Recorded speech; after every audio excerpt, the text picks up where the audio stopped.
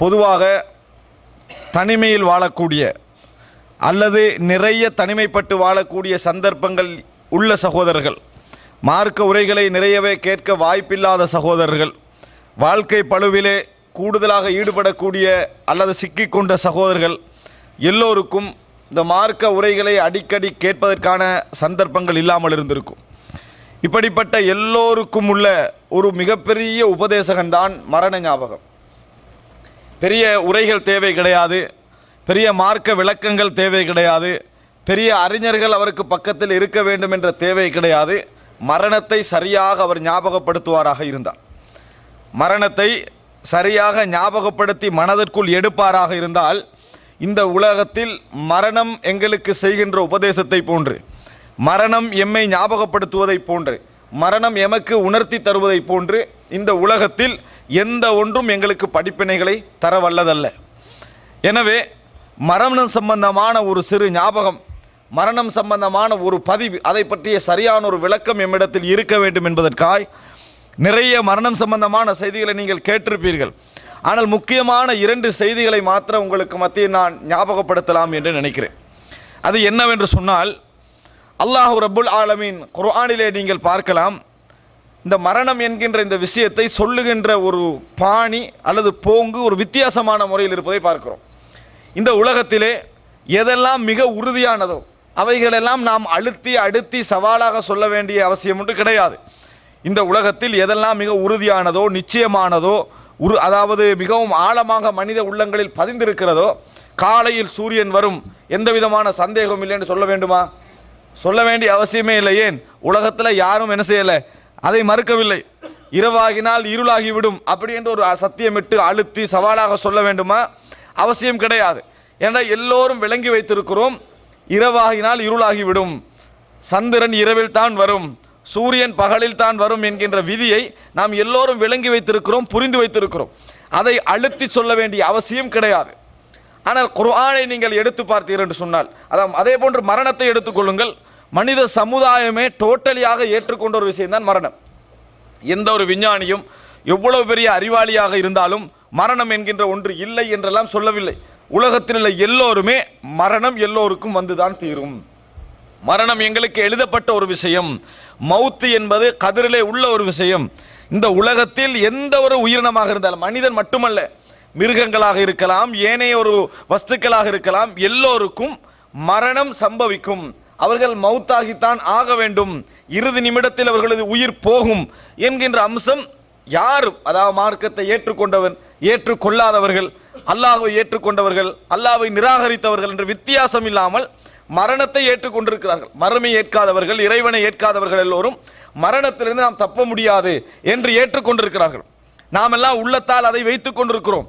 அது எப்பொழுது வரும் என்பதை எங்களுக்கு தெரியாது என்பதை பதிந்து வைத்திருக்கிறோம். அப்படிப்பட்ட நம்பிக்கையான ஒரு விஷயத்தை, உறுதியான ஒரு விஷயத்தை அல்லாஹு தாலா குர்ஆனிலே சொல்லுகின்ற முறை இருக்கிறது, ஒரு வித்தியாசமான முறையில் அல்லாஹு தாலா சொல்லுகிறான்.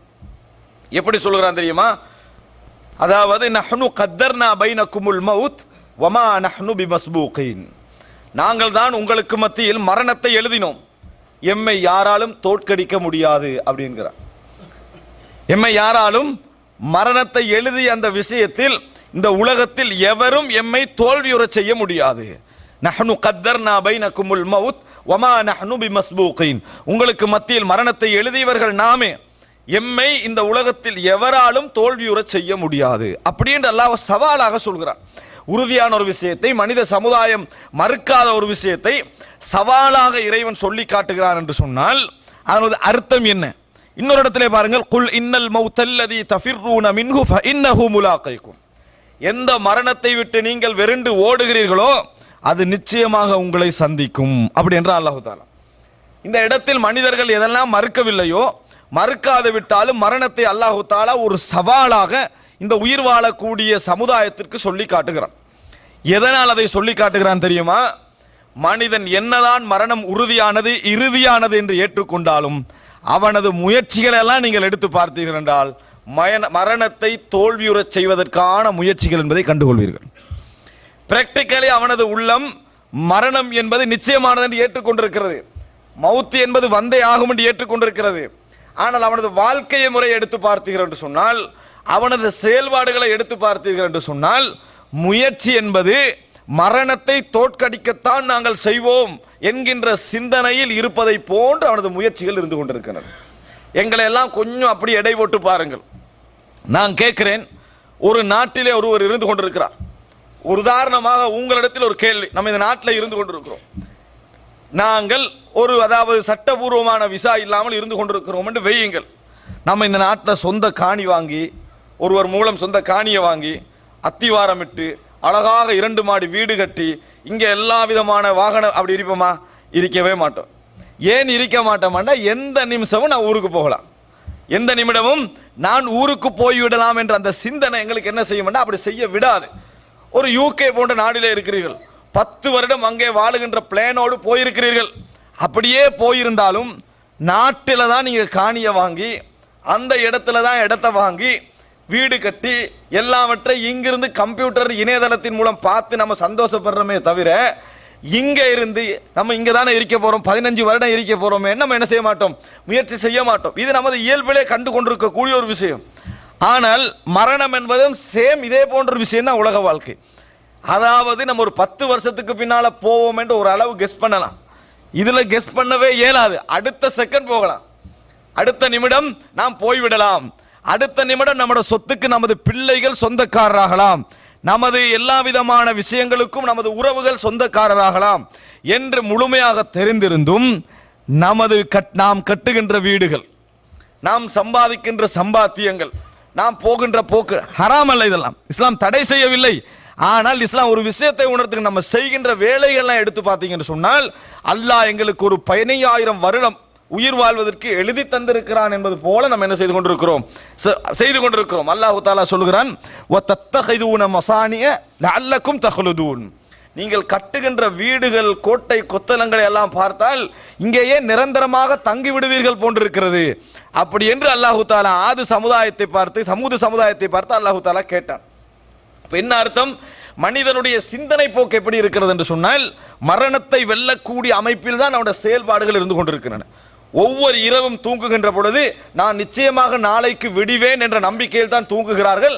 ஆனால் அவர்களுடைய அடிமனதில் தெரியும் மரணிக்கலாம் என்கின்ற ஒரு அடிமன பதிவு என்ன செய்கிறது, இருந்து கொண்டிருக்கிறது.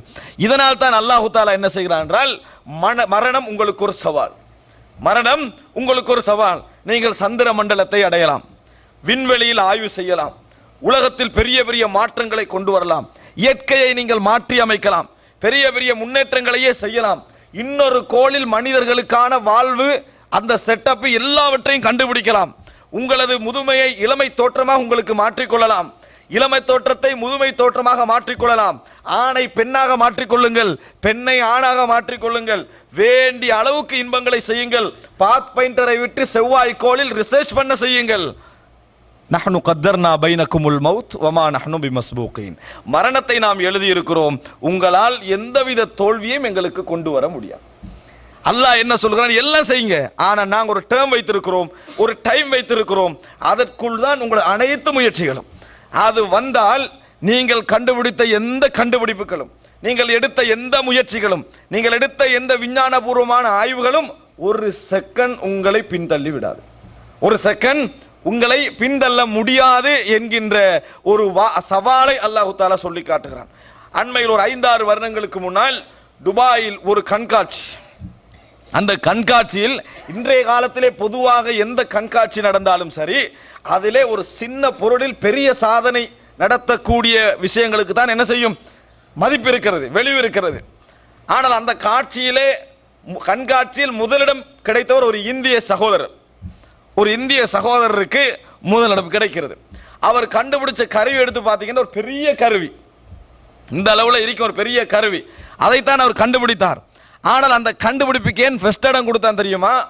இதயம் இல்லாமல் ஒரு 5 நிமிடம் மனிதனது உயிரை தக்க வைத்துக் கொள்ளலாம், அவ்வளவுதான். அதான் காரணம், வேற எந்த ரீசனும் இல்லை.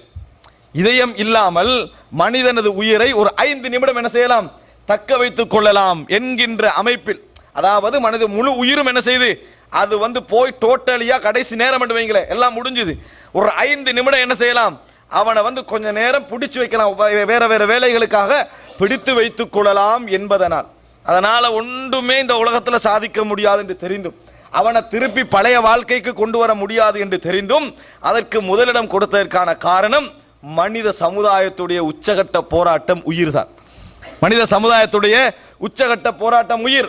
நீங்கள் 20 வருடங்கள் சிறந்த முறையில் சம்பாதித்து கோடான கோடி பணத்தை கையில் எடுத்துக்கொண்டு நாட்டுக்கு போன பின்னால் ஒரு ஆபரேஷன் உங்களுக்கு 1.5 கோடி என்று சொன்னா, நம்ம கஷ்டப்பட்டு 20 வருஷம் சம்பாதிச்சது ஒரு நாள் நான் அந்த ஆபரேஷனுக்கு தரமாட்டேன் என்று சொல்ற யாரா நம்ம இருக்கிறோமா? ஒருவர் இருக்க மாட்டான். காரணம் என்ன? 20 வருடங்கள் அல்ல, 20 கோடி அல்ல, 200 கோடி அல்ல, எல்லாவற்றையும் விட நான் சுமந்துள்ள உயிர் எனக்கு பெருமதி மிக்கது, எனக்கு பெருமதி மிக்கது என்கின்ற ஒரு பதிவு எமது மனதில் இருந்து கொண்டிருக்கிறது. ஆனால் மனிதனுடைய முயற்சி அவைகளை தோற்கடிக்கின்ற வண்ணம் தான் இருந்து கொண்டிருக்கின்றன. செய்கின்ற வேலைகளை பார்த்தால், நடந்து கொள்கின்ற முறைகளை பார்த்தால் அப்படித்தான் இருந்து கொண்டிருக்கின்றன. ரசூலுல்லாஹி ஸல்லல்லாஹு அலைஹி வஸல்லம் சொன்னார்கள், பாருங்க, ஒரு மனிதன் இந்த உயிர் என்ற அம்சத்தை அல்லாஹு தஆலா நிறைய எங்களுக்கு ஞாபகப்படுத்தாமல் எங்கள் உடலில் வைத்திருக்கிறான். ரூஹை நிறைய ஞாபகப்படுத்தாமல் எங்களது உடலிலே வைத்திருக்கிறான். ஆனால் சரியான முறையில் சிந்தித்து பார்ப்பீர்கள் என்றால் இந்த உடலை நிர்வாகம் செய்து கொண்டிருக்கக்கூடிய ஒரு பொருள்தான் உயிர். இந்த உடலை நிர்வாகம் செய்து கொண்டிருக்கக்கூடிய ஒரு பொருள்தான் உயிர். அதனால தான் நாம் மரணித்த பின்னால் எமது உயிர் ஒரு தட்டிலே எடுத்து செல்லப்படுகின்ற நேரத்தில் முதலாவது வானத்தில் அது சிறந்த உயிராக இருந்தால் எப்படி மலக்குமார்கள் பிரார்த்திப்பார்கள் என்றால், ஸல்லல்லாஹு அலைஹி வ அலா ஜஸதின் குன்தி தஅமுரீனஹு, அதாவது அல்லாஹு தஆலா இந்த உயிருக்கு அருள் புரிவானாக. உனக்கு மட்டுமல்ல, நீ எந்த உடலை நிர்வாகம் செய்து கொண்டிருந்தாயோ அந்த உடலுக்கும் அல்லாஹு தஆலா அருள் புரிவானாக. அப்படின்னா என்ன? உயிர் தான் இந்த உடலை நிர்வாகம் செய்து கொண்டிருக்கிறது. ஆனால் இறைவன் எப்படி வைத்திருக்கிறான் என்றால், உயிர் பற்றிய அடிக்கடி ஞாபகங்கள் மனிதனுக்கு வராத அமைப்பில் மனிதனை வைத்திருக்கிறான். ஞாபகம் வந்து நம்ம வாழவே மாட்டோம். மரணம் பற்றிய பயான் சிந்தனை நல்லா அப்படியே இருந்தேன்னு வைங்களே, சாப்பிட மாட்டோம், வேலை செய்ய மாட்டோம், உழைக்க மாட்டோம். ஏன்? மரணம் பற்றிய அந்த சிந்தனை அப்படியே ஒரு பதிவில் நம்மிடத்தில் என்ன செய்யும்? இருந்து கொண்டே இருக்கும். அதனால் அல்லாஹ் அடிக்கடி அதை மறக்க செய்கிறான். நாம் எடுக்கின்ற மூச்சு தான் இந்த உலகத்திலேயே மிக பெருமதியான அம்சம். யாரா மூச்சு எடுக்க டைம் ஒதுக்குறோமா? அது ஒரு அம்சமா நினைச்சுக்கிறோமா? இல்லவே இல்லை. என்ன காரணம்? அல்லாஹ் தஆலா ரசூல் ஸல்லல்லாஹு அலைஹி வஸல்லம் சொல்கிறார்கள், யுல்ஹமூன தஸ்பீஹ கமா உல்ஹிமு அன்னஃபஸ. சொர்க்கத்தில் அவர்களுக்கு சுப்ஹானல்லாஹ் சுப்ஹானல்லாஹ் என்ற வார்த்தை தஸ்பீஹ் இலகுவாக வந்து கொண்டே இருக்கும். எப்படி உலகத்தில் மூச்சு அவர்களுக்கு வழங்கப்பட்டதோ, மூச்சு எப்படி இலகுவாக வழங்கப்பட்டதோ அது மாதிரி வந்து கொண்டே இருக்கும். அப்ப என்ன புரிந்து கொள்ள வேண்டும்? அல்லாஹ் தஆலா டோட்டல் ரைட்ஸையும் தனது கையிலே வைத்திருக்கிறான். ஆனால் மனிதர்கள் மரணம் என்பது சம்பவிக்கும் என்று நம்பினாலும் கூட எமது செயல்பாடுகள் அவைகளை மறக்கடிக்க செய்வது போன்று அல்லது தோல்வியுறச் செய்வது போன்று இருந்து கொண்டிருக்கின்றன. நினைத்து பாருங்கள் சகோதரர்களே, எத்தனையோ சகோதரர்களுடைய மரணம், அவர்கள் இது அதை எங்களுக்கு நன்றாக தெரியும்.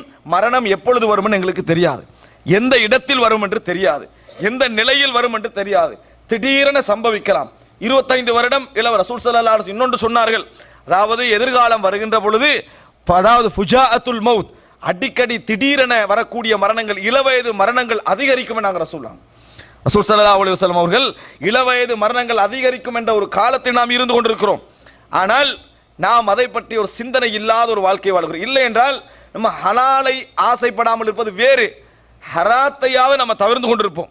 நாம் நடத்து கொண்டிருக்கக்கூடிய பாவங்கள், செய்து கொண்டிருக்கக்கூடிய எண்ணங்கள் அடுத்த செகண்டை நம்மளுக்கு வரலாம் என்பதை நாம் யோசிக்கவில்லை.